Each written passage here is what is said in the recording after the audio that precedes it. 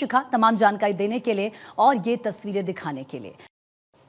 और चलिए आपको सीधे द्रास लिए चलते हैं, जहां पर मनसुख मांडविया पहुंचे हुए हैं शहीदों की शहादत को नमन करते हुए। ये तस्वीरें आप देखिए, क्योंकि आज करगिल दिवस मनाया जा रहा है। उन शहीदों की शहादत को आज नमन किया जा रहा है।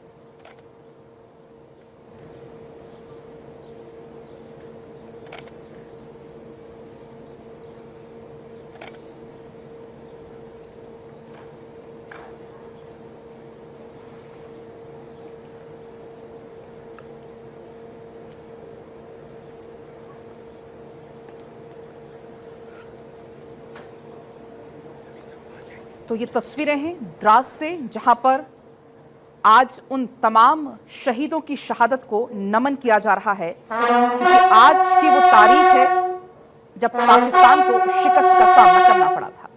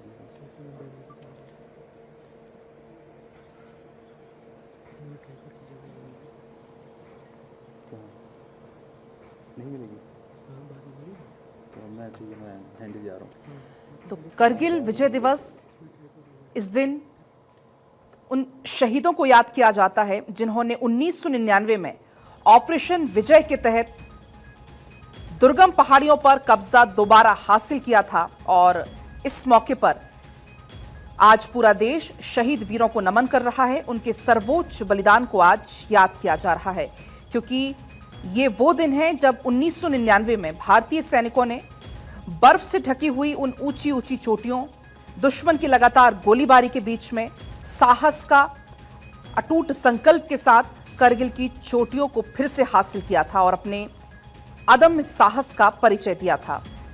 इस मौके पर आज हर कोई शहादत को नमन कर रहा है। भारतीय वायुसेना, महामहिम राष्ट्रपति द्रौपदी मुर्मू, सेना प्रमुख ने शहीदों को श्रद्धांजलि अर्पित की। और मुख्य कार्यक्रम चूंकि द्रास में ही आज हो रहा है, केंद्रीय मंत्री मनसुख मांडविया को आप इन तस्वीरों में देख पाओगे, जो कि यहां पर मौजूद हैं। महामहिम राष्ट्रपति द्रौपदी मुर्मू ने भी नमन करते हुए कहा कि करगिल विजय दिवस के अवसर पर मैं मातृभूमि के लिए प्राण न्यौछावर करने वाले वीर सैनिकों को श्रद्धांजलि अर्पित करती हूं। ये दिवस हमारे जवानों की असाधारण वीरता, साहस, दृढ़ संकल्प का प्रतीक है। देश के प्रति उनका समर्पण, सर्वोच्च बलिदान देशवासियों को सदैव प्रेरित करता रहेगा।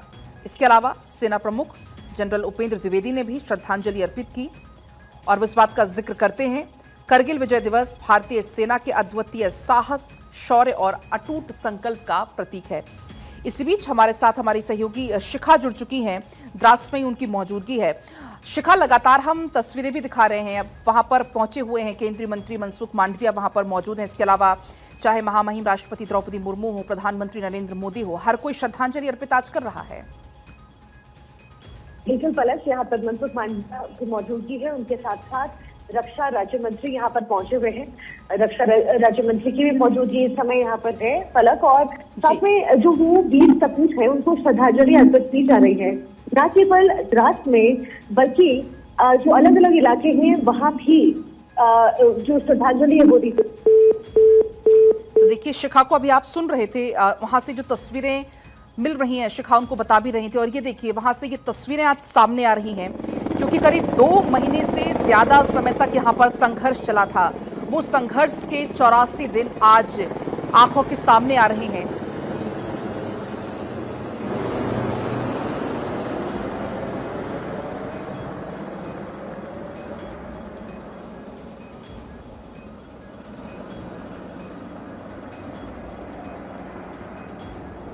तो यहाँ पर देखिए उन नायकों को नमन किया जा रहा है, पुष्प वर्षा की जा रही है, उनकी शहादत को नमन किया जा रहा है, क्योंकि जब तक सभी घुसपैठियों को बाहर नहीं कर दिया था सैनिकों ने, तब तक हमारे सैनिक वहां पर डटे रहे। 2 महीने से ज्यादा समय तक ये पूरा संघर्ष चला और इस संघर्ष में भारतीय सैनिकों ने इंच दर इंच दुर्गम इलाकों में लड़ाई लड़ी, जब तक कि वहां से एक एक घुसपैठिया बाहर नहीं हो गया। हर पोस्ट एक बार फिर से भारत के नियंत्रण में नहीं आ गया और इसलिए आज पूरा देश 1999 के नायकों को नमन कर रहा है, श्रद्धांजलि अर्पित कर रहा है। और अभी आपने देखा भी वहां पर पुष्प वर्षा की गई, क्योंकि ये सालगिरह सिर्फ एक तारीख नहीं है, बल्कि ये भारत की एकता का प्रतीक है। ये उन जवानों को सलाम है जिन्होंने कम ऑक्सीजन वाले वातावरण में इस कड़ाके की ठंड में अपने साहस को गवाह बना दिया। और शिखा चूंकि लगातार हमारे साथ बनी हुई थी, शिखा अपनी बात को आप पूरी करिएगा। तस्वीरें आपने दिखा दी है पलक, यहाँ पे मनसुख मांडविया उनकी मौजूदगी है, उनके साथ साथ संजय सेठ मौजूद है, आर्मी कमांडर की मौजूदगी थी और सबसे पहले उन्हें फेलिसिटेट किया गया। और इसके साथ ही करगिल विजय दिवस, ये 26वां संस्करण है जो मनाया जा रहा है। और इस समय मैं खुद रात में मौजूद हूँ और यहाँ पर मौजूदगी मुझे खुद मैं ये बात महसूस कर पा रही हूँ कि टफ टेरेन में कितना मुश्किल है लोगों के लिए रहना। और आप जरा सोचिए कि टोरोलिंग जैसी जो चोटियां हैं, जो बत्रा टॉप जिसे कहते हैं, जो टाइगर हिल है, इतनी ऊंची चोटियों पर सरवाइव करना, वहां पर जंग लड़ना और जो दुश्मन है उनकी नजर से खुद को बचाना, ये अपने आप में बहुत ही डिफिकल्ट होता है, अपने आप में बहुत ही मुश्किल होता है। लेकिन इस काम को अंजाम दिया हमारे वीर सपूतों ने। आज उन्हें नमन किया जा रहा है देश भर में। और सबसे खास बात यह है कि करगिल में, जहां मैं इस समय मौजूद हूँ, यहाँ पर पूरा कार्यक्रम चल रहा है भव्य तौर पर। और अभी अभी हमने कुछ हेलीकॉप्टर्स देखे, ड्रोन्स के मूवमेंट्स देखे हैं, जो श्रद्धांजलि अर्पित करता हुआ यहाँ से निकला है। तो एक फुल फ्लेश जो पूरा कार्यक्रम है बलक वो रखा गया है करगिल विजय दिवस को मनाने के लिए, इसे सेलिब्रेट करने के लिए। इसे सेलिब्रेशन इससे भी कहा जा रहा है क्योंकि जो अदम्य साहस हमारे जवानों ने दिखाया और इतने कम, इतने खराब मौसम में भी इस तरीके से उन्होंने किया, वो हमेशा स्मरणीय रहने वाला है, हमेशा याद रहने वाला है बलक। बिल्कुल शिखाओ, जब परिस्थितियां कठिन हो तब इस तरीके की जीत अपने आप में एक बड़ी जीत हो जाती है, क्योंकि ये भारत की एकता का एक प्रतीक है। जो सेनाएं आपस में सामंजस्य बिठाकर जिस तरीके से प्रदर्शन करती हैं, वो अपने आप में गवाह बन जाता है, क्योंकि कड़ाके की ठंड होती है, ऑक्सीजन वहां पर कम होती है, अभी आप जिसका जिक्र भी कर रही थी। और ऐसे में जब तक हमारे सैनिक डटे रहे, जब तक उन्होंने फिर से वहां पर कब्जा नहीं कर लिया। और सबसे खास बात इस बार ये भी है पलक कि करगिल विजय दिवस इस बार ऑपरेशन सिंदूर के बाद ये पहली बार मनाया भी जा रहा है। तो आत्मनिर्भर भारत इस समय बन रहा है। आज अब से कुछ ही देर बाद आर्म्स और एम्यूनिशन का प्रदर्शन भी यहाँ पर होगा पलक, और वहां पर समझ आएगा और पता चलेगा कि भारत इतना सशक्त कैसे है। आज जब हम अमेरिका से बातें करते हैं, आज जब हम दूसरे देशों से बात करते हैं और खासतौर पर अमेरिका को जब हम कहते हैं कि ऑपरेशन सिंदूर को जो सीजफायर हुआ वो हमने सिर्फ रोका है, ये जंग रुकी नहीं है, ये सिर्फ हॉल्ट पर है, तो वो भारत की शक्ति है जिसकी वजह से अमेरिका को साफ साफ उनकी आंखों में आंखें डाल करके भारत जवाब देता है। तो यहाँ तक पहुंचने में एक लंबा समय लगा है, एक लंबा संघर्ष है पलक। 1947 से लेकर 2025 एक लंबा समय है और इस लंबे समय में हमने बेहतरीन तरीके से काम किया है, वो चाहे आर्म्स एम्यूनिशन हो या फिर अपनी सेना को और मजबूत करना हो। खासतौर पर मोदी सरकार में आर्म्स एम्यूनिशन पर बहुत ध्यान दिया जा रहा है, जो पहले की सरकारों में इसकी तुलना में कम हुआ करता था। आज जो तोपखाने हैं उन्हें भरे जा रहे हैं, जो आर्म्स है वो इंडिजीनियसली तो बनाया ही जा रहा है, लेकिन जो सबसे बेस्ट इस दुनिया में है उसे भारत में लाया जा रहा है। तो मोदी सरकार में, मोदी गवर्नमेंट में ये बहुत बड़ा डेवलपमेंट हुआ है जो हमारी सेना के लिए हुआ है, क्योंकि जितने बड़े आर्म्स एम्यूनिशन से उनके पास होंगे, जितने बड़े हथियारों से वो लैस होंगे, उनकी सुरक्षा उतनी ज्यादा होगी। तो पहले से आज भारत कई बेहतर है और आगे आने वाले दिनों में कई गुना और बेहतर होगा पलक।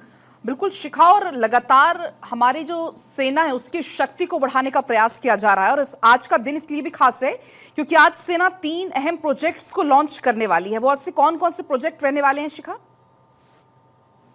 बिल्कुल पलक, सबसे बड़ी बात कि जो ड्रोन सिस्टम्स है उनका प्रदर्शन कल भी वहां पर हुआ, यूपीआई का भी आज यहाँ पर प्रदर्शन होना है, उसकी भी लॉन्चिंग होनी है। और इसलिए इसे खास माना जा रहा है क्योंकि टफ टेरेन्स में बड़ा मुश्किल होता है और आज तो भारत का जो यूपीआई है वो विदेशों में भी डंका बजा रहा है। तो आज के इस कार्यक्रम में प्रमुख तौर पर यूपीआई जो किंग्स हैं यानी जो मार्टियर्स है उनके आगे की जो जनरेशन है उनको यहाँ पर बुलाया गया है और उन्हें सम्मानित किया जा रहा है। हालांकि ये कार्यक्रम हर बार होता है और ऐसा हर बार होता है, लेकिन इस बार जब हम सोलोलिंग के पास मौजूद थे छोटी दुर्गम पहाड़ियों के बीच में, तो इन मार्टियर्स की फैमिलीज की जो कुछ ऐसी भी थी जो पहली बार वहां पर आई थी। बिल्कुल। तो कई चीजें हैं जो सेना की तरफ से यहाँ पर की जा रही है। बिल्कुल शिखा, और पाकिस्तान की घुसपैठ से लेकर भारत की जीत तक की कहानी और इन शहीदों की शहादत को आज हर कोई नमन भी कर रहा है। फिलहाल बहुत आपका शुक्रिया पूरी जानकारी। बात होगी विजय पर्व की, क्योंकि आज ही का वो दिन